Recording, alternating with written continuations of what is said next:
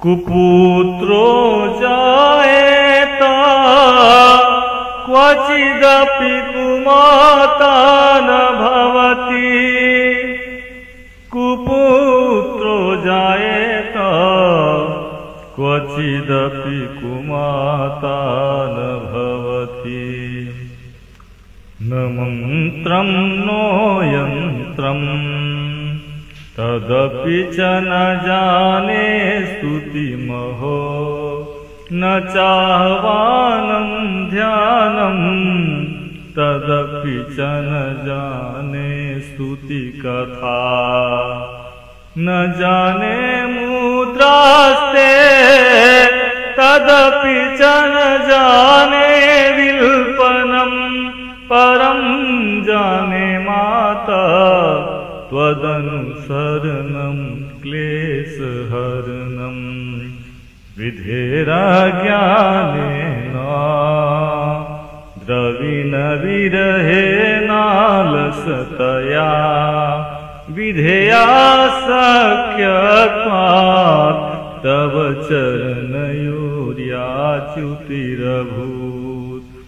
तदेतच्छान्तव्यां जननी सकलोद्धारिणी शिवे। कुपुत्रो जायेत क्वचिदपि कुमाता न भवति। पृथिव्यां पुत्रास्ते जननी बहवः सन्ति सरला। परं तेषां मध्ये विरलतरलोऽहं तव सुतः। मदीयोऽयं त्यागः समुचितमिदं नो तव शिवे। कुपुत्रो जायेत क्वचिदपि कुमाता न भवति। जगन्मातर्मातास्तव चरणसेवा न रचिता। न वा दत्तं देवी द्रविणमपि भूयस्तव मया। तथापि त्वं स्नेहं मयि निरुपमं यत्र कुरुषे। कुपुत्रो जायेत क्वचिदपि कुमाता न भवति। परित्यक्ता देवा विविधविधसेवाकुलतया। मया पञ्चाशीते रधिकमपनीते तु वयसि। इदानीं चेन्माता तव यदि कृपा नापि भविता। निरालम्बो लम्बो दर्जननि कन्यामि शरणं। स्वपाको जलपाको भवति मधुपाकोपमगिरा।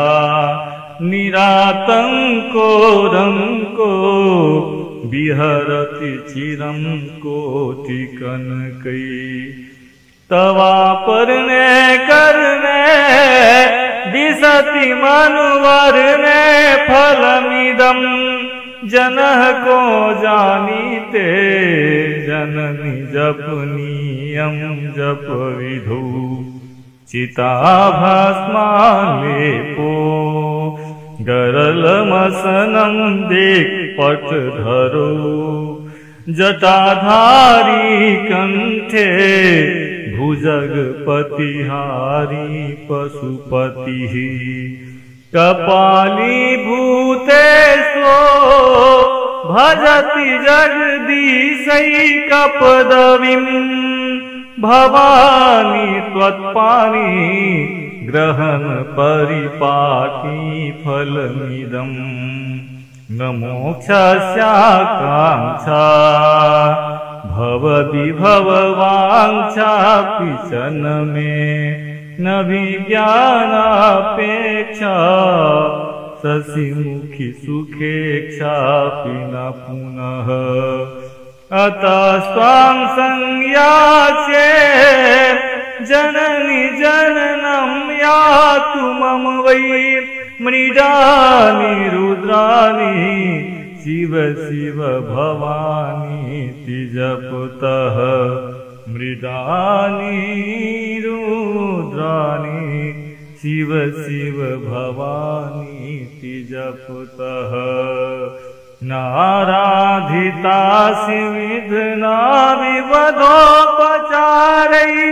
किं रुक्ष चिन्तन परेण कृतं वचोभिः श्यामे त्वमेव यदि किञ्चन मय्यनाथे धत्से कृपामुचितमम्ब परं तवैव आपसुमग्न स्मरणं त्वदीयं करोमि दुर्गे करुणाणवेशि नेतचठत्वं मम भावयेथा क्षुधात्रिशाखा जननी स्मरन्ति जगदम्ब विचित्रमात्र किम् परिपूर्णा करुणास्ति चेन्मयी अपराध परम्परा परम् नो हि माता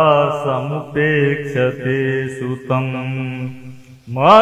मत्समापातकी नास्ति पापग्नि तत्समानै एवं ज्ञात्वा महादेवी यथा योग्यं तथा कुरु एवं ज्ञात्वा महादेवी यथा योग्यं तथा